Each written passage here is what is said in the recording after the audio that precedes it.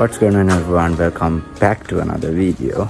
අද greenhouse එකෙන් පටන් ගත්තට greenhouse එකේ මේ වැඩේ වෙන්නේ ඇතුලේ ගොඩක් request ආවිල්ලා තිබ්බා indoor grow chamber එක පෙන්වන්න කියලා. අපි carnivorous plants ගොඩක් greenhouse එකේ දාලා තිබ්බල noise එක ගණන් ගන්න පායිලියේ එන්න මෙයාලා කෑ ගහනවා. මේ විදිහට carnivorous plants ගොඩක් greenhouse එකේ දාලා තිබ්බට මේ area එකේ දාලා තිබ්බට අපි ගොඩක් අමාරුවෙන් තමයි මේ වගේ climate එකක carnivorous plants හදන්නේ. එතකොට ගොඩක් කට්ටිය ඉන්නවා එහෙම ලොකු carnivorous plants ගොඩක් නැති මේ වගේ setup එකකට effort කරගන්න අමාරු කට්ටිය.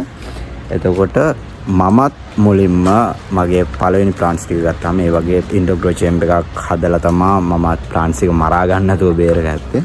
ඉතින් දැන් මේ විදිහට ලස්සනට pictures හැදිලා තිබ්බට මේක මේ ගානට ගන්න ගොඩක් අමාරු වැඩක්. ඉතින් ඉස්සෙල්ලාම plant එකක් ගත්තාම කොහොමද තමයි මේ කරන්න ඕන දේ අහුවෙනක plant එක මරා ගන්න නැතුව කරන්න ඕන විදිහ අද මම පොඩ්ඩක් කියන්නම්. ගොඩක් කට්ටිය ඉල්ලලා තිබ්බ හින්දා මේ ඒරියා එකත් පොඩ්ඩක් වෙනස් වුණා. අපි මේ පැත්තටත් hanging pots ටිකක් දැම්මා, bromeliad set එකක් මෙතන දැම්මා සහ මේ පැත්තට පොඩි වෙනස්කම් ටිකක් කරා.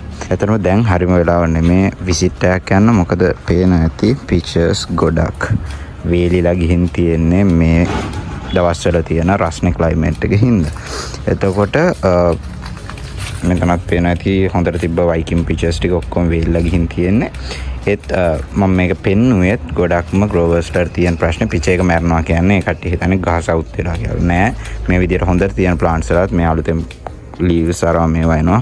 අලුතෙන් pictures උත් එන ගස් වලත් හිටපු ගමන් pictures ඔක්කොම වේලිලා යන්න පුළුවන්. මේක report කරපු අලුතෙන් හින්දා මේ වේලිලා ගිහින් තියෙන. ඉතින් report කරපු අලුතෙන් හින්දා මම දැන් විසිට් වීඩියෝ එකක් ගන්න. ටික කාලයක් මෙතෙන්ට හැදෙන්න දීලා අපි බලමු කොහොමද අලුතෙන් පේන්නේ කියලා. තව plants ගොඩකුත් තියෙනවා එහා පැත්තේ. ඒ කට්ටියත් මොන වගේ වෙයිද කියලාවත් දන්නේ නැහැ තාම.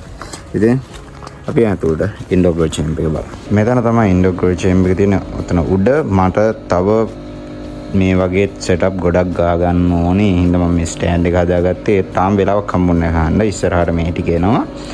මේක තමයි අද ටොපික් එක. මේක නැති මකුළු දැලුත් තියෙනවා. එච්චරම හොඳට ක්ලීන් කරලා නැහැ. ඒ උනාට මේන්ටේන් කරලා තියෙන්නේ. බලමු ඇතුළේ දැන්ට පේනවා ඇති. ඒ කියන්නේ බැලුමට පේනවා ඇති මේක ඇතුළේ තියෙන humidity එක කොච්චරද. මේ side walls වල water droplets තියෙනවා.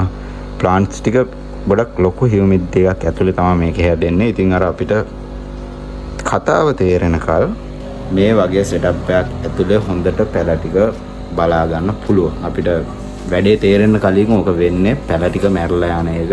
ගන්නවා පැලේ හදන්න තේරෙන්නත් කලින් පැල ටික මැරලා යනවා. ඉතින් මේ වගේ setup එකකින් පුළුවන් Tamanට plant එක හදන විදිහ හරියට තේරෙනකල් පැලේ මරා ගන්න නැතුව තියාගන්න. ඇරලා බලමු අපි. එතකොට පේනවාද ගොඩක් complex දේවල් නෑ. නිකම් වෙළඳ පොලේ තියෙන LED lights එක තමයි පාවිච්චි කරලා තියෙන්නේ. මොකද මට complex දේවල් පාවිච්චි කරන්න අමාරුයි මේ හැම දෙයකටම වියදම් කරන්න ඕනේ හින්දා. මේකෙත් මේ විදුරු කෑලි දෙකක් තියලා තියෙන්නේ. මට මේ මුළු එකම අයින් කරන්න ඕනේ නෑ. එතකොට දෙපැත්තෙන් මෙහෙම දෙපැත්තට කරලා විදුරු කෑලි දෙක මේ විදිහට මට ඇතුළට access ගන්න හැකි හින්දා මම මේ පැත්තේ කෙලවරේ නම් මේකේ තියෙන දේවල් කියාගෙන යන්න. අතන ඇතුලේ මම මේක ඇතුලේ ප්‍රධාන විදියෙන්ම දාලා තියෙන මගේ බෑකප් ප්ලාන්ට්ස් ටික. එළිය දාලා තියෙන ප්ලාන්ට්ස් වලින් මට ගොඩක් වටින දේවල් තියෙනවා නම් මැරෙයි කියලා බය. හිටපු ගමන් ඩ්‍රයි වෙනවා, හිටපු ගමන් මිස්ටර්ස් වැඩ කරන්නේ නැති වෙනවා. එතකොට ඒ වගේ බයක් තියෙන ප්ලාන්ට්ස් තියෙනවා නම් මම මෙතන දාලා දෙනවා. ඊට අමතරව ගොඩක් පොඩි පෙළ මෙතන තියෙනවා. nepenthes seedlings ටිකක් ඒ වගේ ගොඩක් පොඩි පෙළක් දාලා තියෙනවා. හතර කෙළවරේ තියෙනවා Sarracenia victrilliana scarlet bell එක. අපි සාමාන්‍යයෙන් කියන්නේ scarlet bell කියලා. පේනවා ඇති ඒක තනිකරම ලයිට් එකට උඩින් තියෙන හින්දා pictures වල color එක මාරම ලස්සනට තියෙනවා. Sarracenia victrilliana අංගා plants 3-4ම තිබ්බා. ඒ වුණාට දැන් තියෙන්නේ මේක විතරයි. මොකද එළියේ conditions අවුලක් ගිහින් price එක විතරයි තුරලා තියෙන 2-3ක. ඒ ටික ආපහු පණ ගහලා එන්න කල්යයි.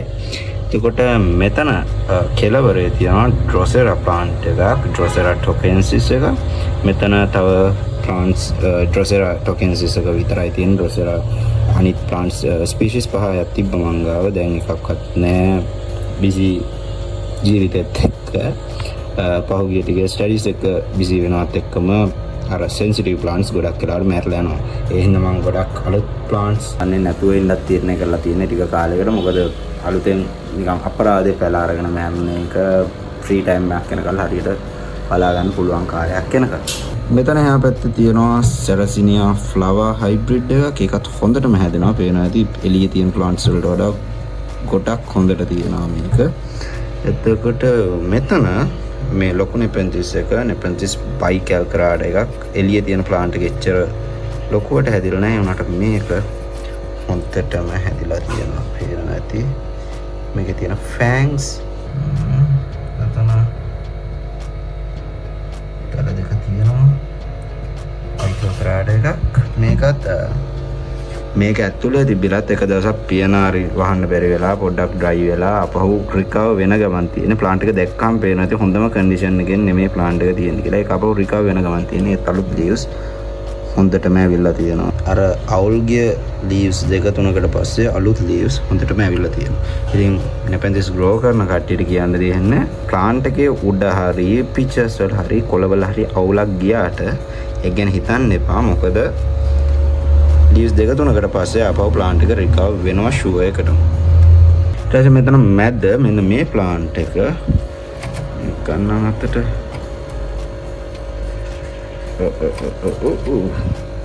මේ ප්ලාන්ට් එක මේක සැරසිනියා මයින් එකක්. එතනට අංකල් ගොඩක් කට්ටිය ගාව ඒක නෑ. ටික දෙනෙක් ගාව තියෙනවා. මේක අර අපි මේ කතා කරපු එකම නෙමෙයි. මේක සැරසිනියා මයින් එකක්. මම ෆොටෝ එකක් ඇටච් කරන්නම් මැචුවර් පිචර් එකේ. ඒකත් හොඳට හැදෙනවා. එළිය ප්ලාන්ට්ස් වලට වඩා මේක ඇතුළේ හොඳට හැදෙනවා. ඇත්ත මේකේ එයාක් සර්කියුලේෂන් එකක් නෑ. ටෙම්පරේචර් එක ගොඩක් වැඩි. මොකද ක්ලෝස් සෙටප් එකකට ලයිට් දාලා තියෙන හින්දා ඒ වුණාට හියුමිඩිටි එක හින්දා ප්ලාන්ට්ස් අල්ලලා හිටනවා අර විදිහට. ඒකට වෙන කරන්න දෙයක් නැත්තම් මේක තමයි හොඳම විදිහට මම රෙකමන්ඩ් කරන්නේ දැනට. එතකොට මෙතනින් මෙන්න මේක අලුතෙන් දාපු නෙපෙන්තිස් හොක්‍රියානා ග්‍රීන් ස්පෙකල්ඩ් එකක්. ඒකත් ඇතුළට දාලා තියෙනවා. මට එළියේ තියෙන ප්ලාන්ට්ස් ගැන බයයි. මම බෑකප් එකක් විදියට එක ප්ලාන්ට් එකක් ඇතුළට දාලා තියෙනවා. මෙතන නෙපෙන්තිස් ඩිස්ටිල්ටෝරියා පොඩි එකක් තියෙනවා. මෝඩ් රොසෙරාස් තියෙනවා. මම කියන්න ඕනේ මේ ප්ලාන්ට්ස් වලින් දෙක තුනක් මම විකුණන්න දාන්න හිතාගෙන ඉන්නේ. මට ප්ලාන්ට්ස් ටිකක් තියෙනවා. ඉතින් දෙක තුනක් දෙන්න පුළුවන්. කවුරු හරි ඉන්ට්‍රෙස්ට් කෙනෙක් ඉන්නවනම් මම පෝස්ට් එකකුත් දැම්මා සෙලොන් කානිවර්ස් පේජ් එකේ. ඉතින් ඕන කෙනෙක් ඉන්නවනම් මේ ප්ලාන්ට්ස් ගන්න පුළුවන්. මැසේජ් එකක් දාලා සෙලොන් කානිවර්ස් Facebook page එකට. එතකොට අර පැත්තේ තියෙනවා නෙපෙන්තිස් සීඩ්ලින්ග්ස් වගේ පේනවා ඇති. මේ චූටි එකක් ගන්න. මේ චූටි හැම එකම නෙපෙන්තිස් ප්ලාන්ට් එක. එතකොට මේ ඔක්කොම එකම වයසේ කට්ටිය ගොඩක් කට්ටිය චූටි විදිහටම තියෙනවා. සමහරු ලොකු වෙලා තියෙනවා. මේක ඩිවයිඩ් කරලා හිටවන්න ඕනේ. උනාට මට දැන් ඉඩ නැතුව ඉන්නේ ප්ලාන්ට්ස් ටික දාන්න පොඩ්ඩකට. මේ නෙපෙන්තිස් බයිකැල්කරාඩ් එකේ ඩෙවලොපින් පිච් එකක් තියෙනවා. ඒක මම හිතන්නේ ටිකක් ලොකු වෙයි. මේක හොඳටම තිබ්බ ප්ලාන්ට් එකක්. ඇත්තටම ඩ්‍රයිව් වෙන්න කලින් මම ෆොටෝ එකක් තිබ්බත් ඇටච් කරන්නම් උඩින්. අර පැත්තේ ලස්සන පිචර්ස් ටිකක් තියෙනවා හැදිලා. මම දන්නේ කොහොම වෙයිද කියලා. ලොකු වෙද්දී වගේ පිචර් එකේ අපියරන්ස් එක ගොඩක් වෙනස් වෙනවා. සහ බලන්න මේ එකම ප්ලාන්ට්ස් මේ තියෙන්නේ එකම සෙට් එකේ එකම වයසේ සහ එකම කලර් එකේ ගොඩක් කලර් ප්ලාන්ට්ස්. උනාට මෙන්න මේ පොට් එක තිබ්බේ මෙන්න මෙතන තියෙන ලයිට් එක ටිකක් සැර වැඩි. ඒ ලයිට් එක යටතේ. ඒකට බලන්න ඒකේ පිචර්ස් කොච්චර රතු වෙලා තියෙනවද සහ මේවා මොන පාටද කියලා. තේරෙනවද? ලයිට් වලින් තියෙන ඉෆෙක්ට් එක ප්ලාන්ට් එකක් අරගෙන ගිහින් ගද්දී රතු පාට තිබ්බා. දැන් පිචර්ස් හැදෙන්නේ නැහැ. දැන් රතු නැහැ කියනවා නම් ඉතින් Taman දෙන කන්ඩිෂන්ස් වල වැරද්දක් තමයි තියෙන්නේ. පේන ඇති මේ එකම චේම්බර් එක ඇතුලේ තිබ්බ ප්ලාන්ට්ස් ලයිට් එක වෙනස් වෙන විදිහට කොහොමද කලර්ස් වෙනස් වෙලා තියෙන්නේ කියලා. ඉතින් රයිට් එක තමයි මම මේක වහගන්නවා. මට බලන්න වෙලාව අඩු හින්දා මම සම්පූර්ණයෙන් වහලා තියෙනවා. ලයිට් එක ප්ලේස් කරලා තියෙන්නේ හරි මැදට වෙන්න. ඔක්කොටම හොඳ ලයිට් එකක් තියෙනවා. පේන ඇති ඇරලා තිබ්බ පොඩි වෙලාවට මේ ඇතුලේ එළියේ තියෙන ඩ්‍රොප්ලට්ස් අඩු වෙලා ගිහින් තියෙනවා. මේක ක්ලියර් වෙලා. දැන් හියුමිඩිටි එක මේක ඇතුලේ අඩු වෙලා තියෙන්නේ. සහ ටිකක් කූල් වෙලා තියෙන්නේ. මම ඒ විදිහට තියෙන්න දීලා ස්ප්‍රේ බොටල් එක ස්ප්‍රේ කරගන්න ඕනේ පොඩ්ඩක්. මේ නිකන් වතුර රේන් වෝටර්වත් ත්‍රෝ වෝටර්වත් නෙමෙයි නිකන් ටැප් වතුර මම ස්ප්‍රේ කරන්නේ. රේන් වෝටර් ස්ප්‍රේ කරන්න තියෙනවා හොඳයි. මම මේක පොඩ්ඩක් කරලා මේක ඇතුළට මේ විදිහට හතර වටේටම යන්න ස්ප්‍රේ කරගන්නවා පොඩ්ඩක්. මෙන්න මෙහෙම frequently ස්ප්‍රේ කරන්න පුළුවන් නම් හොඳයි. මොකද ප්ලාන්ට්ස් වලට අලුත් වතුර හම්බ වෙනවා වගේම මේක ඇතුලේ තියෙන ටෙම්පරේචර් එකත් අඩු වෙනවා. කොහොම පොඩ්ඩක් ඇරලා ස්ප්‍රේ කරනවා. අනිත් ඒවා කට්ටියට බලන්න පුළුවන් කෙනෙක් නම් frequently ස්ප්‍රේ කරගත්තට කමක් නැහැ. ඒක තව ගොඩක් හොඳයි. හරි ස්ප්‍රේ කරලා ඉවරයි. මම මේක වහලා තියලා අපි ඇතුළට යන් ග්‍රීන් හවුස් එක ඇතුළට යන්. මොකද මෙතන ලයිට් හොඳටම මදි සහ සද්දෙත් පොඩ්ඩක් අඩි. මම ග්‍රීන් හවුස් එක ඇතුළට ගිහින් ඒකට ටික එක්ස්ප්ලেইন කරන්න. ඒ විදිහට තමයි ඉන්ඩෝර් ග්‍රෝ චේම්බර් එක තියෙන්නේ. ඕකේ දැන් ටික කාලයකට කලින් මම ඕක පටන් ගද්දි තිබ්බේ ඔහොම නෙමේ. එක එක එක්ස්පෙරිමන්ට්ස් මම කරලා තියෙනවා. මම يعني කොහෙන්වත් මට හම්බුනේ ටිකක් කම්ප්ලෙක්ස් සෙටප්ස් තිබ්බා ඉන්ටර්නෙට් එකේ හැමතැනම. ඒ වුණාට මම හිතලා තමයි බජට් ෆ්‍රෙන්ඩ්ලි විදිහකට ඕක දැන් අවුරුදු 5කට විතර කලින් වෙන කරන්න දෙයක් නැතිකමට කරලා බැලුවා. ඒක හරි ගියේ හින්දා මම ටික ටික එක්ස්පෙරිමන්ට්ස් කරලා මේ වෙද්දි ගොඩක්ම හොඳ විදිහ කියලා ඕක මට රෙකමන්ඩ් කරන්න පුළුවන්. ඊට අමතරව ෆෑන්ස් දාලා එයා සර්කියුලේෂන් දාලාත් මම try කරලා තියෙනවා. මට ඕක තරම් සෙට් උන්නේ නැහැ වෙන එකක්වත්.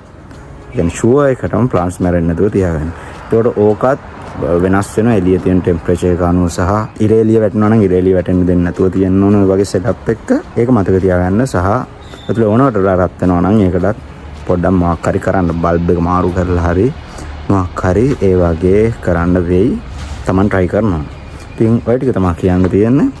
ඊට අමතරව මේක ගැන මොකක් හරි ප්‍රශ්නයක් තියෙනවා නම් හරි තව එක්ස්ප්ලেইন වෙන්න මොකක් හරි තියෙනවා නම් හරි නැපෙන්දිස් තියෙන මේ ඒරියා එක පිළිබඳව මොකක් හරි ප්‍රශ්නයක් තියෙනවා නම් හරි කමෙන්ට් එකකින් අහන්න මම දකින වෙලාවෙම උත්තර දෙන්න. ඉතින් ඒ ටික තමයි කියන්න තියෙන්නේ. I'll see you soon with another video.